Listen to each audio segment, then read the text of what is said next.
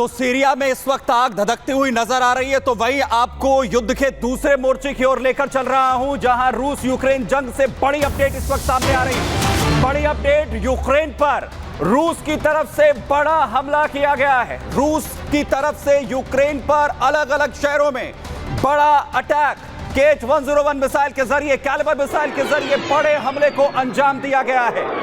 Ukraine के अलग अलग शहरों को यहां दहलाया गया है। कीव, लवीव, ओडेशा समेत कई इलाके जो इस हमले की चपेट में आए हैं। पावर सेक्टर को खासा नुकसान।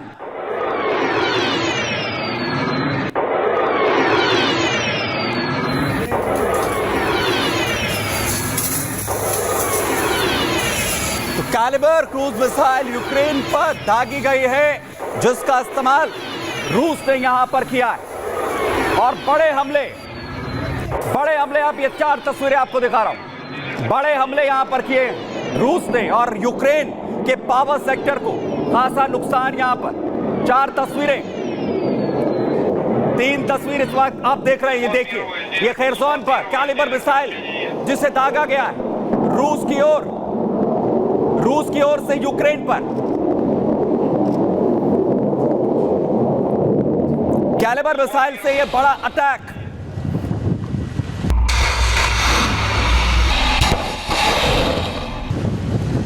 और कैसे मिसाइल को लॉन्च किया गया यूक्रेन के अलग अलग इलाकों पर, अलग अलग हिस्सों पर।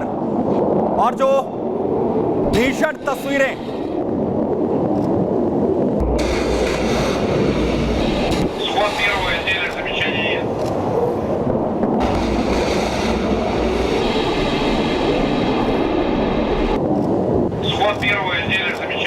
KH-101 मिसाइल को कीव, लवीव और ओडेशा समेत अलग अलग इलाकों पर दागा है।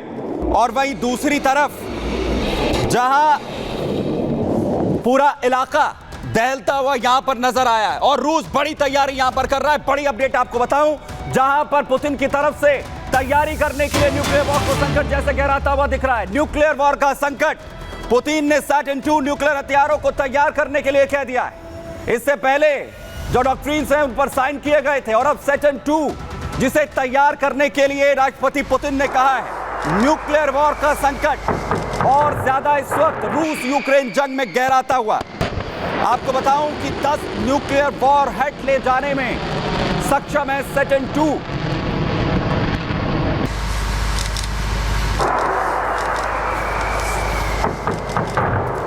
न्यूक्लियर वॉर हेड ले जाने में सैटर्न-2 पूरी तरह से सक्षम है, जिसकी तैयारी यहां पर करने की बात जो है वो की जा रही है। और वहीं साथ ही साथ जिस तरीके की सिचुएशंस हैं उसमें अब न्यूक्लियर का संकट इस वक्त गहराता हुआ दिख रहा है। वहीं आगे बढ़ रहा हूं और अब आपको दिखाने जा रहा हूं तस्वीरें बांग्लादेश की, क्योंकि बांग्लादेश में लगातार हिंदुओं पर हो रहे हमले थमते हुए नजर नहीं आ रहे। एक तरफ चिन्मय प्रभु यूनुस के निशाने पर इस्कॉन जो है वो दोनों आ चुके हैं, और दूसरी तरफ एक के बाद एक तस्वीरें आखिर कैसे हिंदुओं को टारगेट करने की बांग्लादेश से थमती हुई नजर नहीं आ रही है। सबसे पहले शुरुआत उन्हीं तस्वीरें के साथ आपको यहां पर करने जा रहा हूं। आखिर तस्वीरें सबसे पहले मैं आपको यहां पर दिखाता हूं कि आखिर क्या कुछ जो है वो तस्वीरें सामने आ रही हैं। तस्वीरें सबसे पहले दिखाइए, जहां आखिर क्या कुछ सिचुएशंस हैं, लेकिन जो तस्वीरें हैं वो ये बता रही हैं कि आखिर हालात क्या हैं। सबसे पहले देखिए,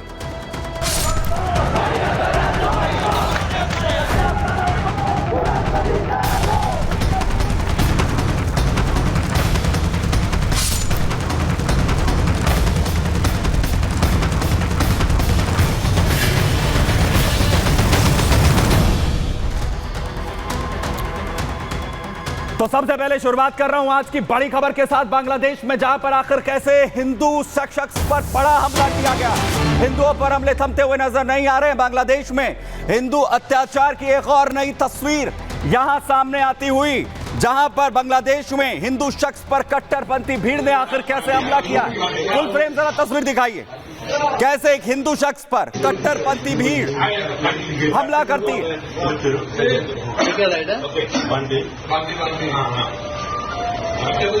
जबरदस्त तरीके से उसके साथ मारपीट की जाती है। भूषण बाबू नाम का ये शख्स बताया जा रहा है। और देखिए कैसे एक साथ बड़ी संख्या में लोग यहां इकट्ठा हो जाते हैं और जबरदस्त तरीके से भूषण बाबू पर यह अटैक होता है। उसकी दुकान में घुसकर उसे पीटा जाता है।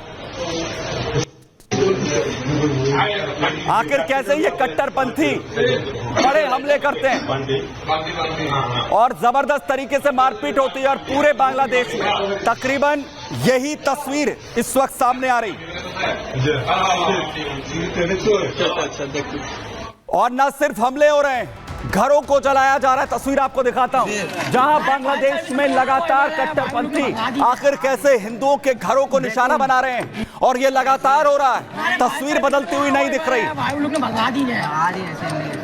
देखुन अशांतिर दलेरा की करছে আমাদের এখানে। घरों को आग के हवाले कर दिया जा रहा है, बस्तियों को हिंदुओं की जलाया जा रहा है और यूनुस सरकार लगी है हिंदुओं की आवाज को दबाने में। और जिन पर जिम्मेदारी है हिंदुओं की सुरक्षा की, वो क्या कर रहे हैं? पुलिस निहत्थे हिंदुओं पर हमला कर रही है। बांग्लादेश में लगातार कट्टरपंथी हिंदुओं को निशाना बना रहे हैं। पुलिस सुरक्षा देने के बजाय लगातार हमला कर रही। किसे मारना?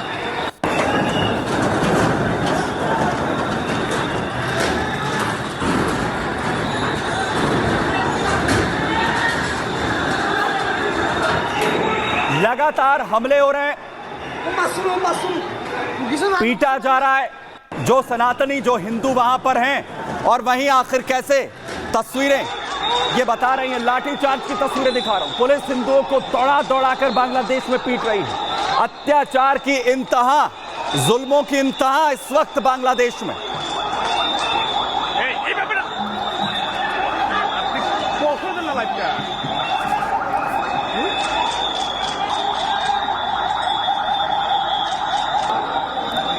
तस्वीर बांग्लादेश की जस की तस है।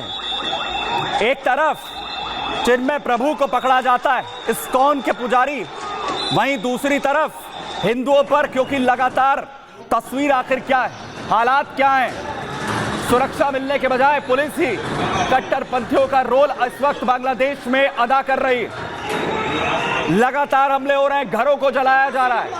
कट्टरपंथियों को सुरक्षा बांग्लादेश में दी जा रही है।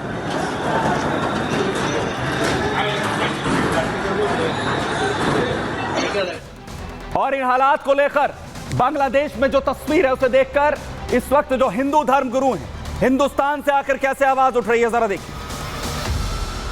हिंदू मुस्लिम दोनों के साथ लेकर चलने वाले हैं और उनको देशद्रोही कैसे कह दिया। देशद्रोही करना गलत है और उसको जेल में भेजना भी गलत है। जितना भी काम बांग्लादेश ने हिंदुओं के ऊपर अन्याय किया कर रहा है, वो इसी से पता चलता है कि इसी सामान्य हिंदुओं का क्या दशा होगी यह बांग्लादेश में। चिन्मय प्रभु को गिरफ्तार किया जाना मैं समझता हूं कि एक बहाना है।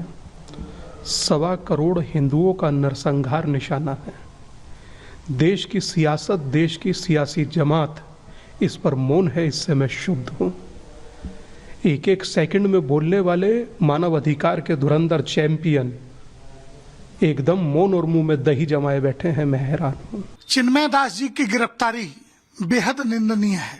जब बांग्लादेश के अंदर शेख हसीना की सरकार को अपदस्थ किया गया, उसके बाद की जो गतिविधियां हैं वो ठीक नहीं है। हिंदुओं का दमन हो रहा है। सनातन को बदनाम करने की साजिश है। कुछ लोग चाहते हैं कि विश्व पटल पर सनातन जगत बदनाम हो और ये हम सभी सनातनियों के लिए सोचनीय विषय है। जिन सनातनियों को वहां मारा जा रहा है, जिनकी बहन बेटियों के साथ बुरा व्यवहार हो रहा है, रात दिन जो दमन की राजनीति कर रहे हैं, दमन का कर्म कर रहे हैं, कार्य कर रहे हैं, हिंदुओं को भगाने, दबाने, मारने की बातें कर रहे हैं, वो कहते हैं कि सनातन या इस्कॉन आतंकवादी है। फिर आप कौन है? जिस प्रकार से बांग्लादेश में सनातन संस्कृति के प्रति कुठाराघात किया जा रहा है, ये बहुत निंदनीय कार्य है। जिस संस्था ने बांग्लादेश विभाजन के समय पे महीनों उन्हीं मुसलमानों को, उन्हीं इस्लामिक लोगों को भोजन दिया था, आज उन्हीं के ऊपर इस प्रकार की कार्रवाई हो रही है। ये कितना निंदनीय है।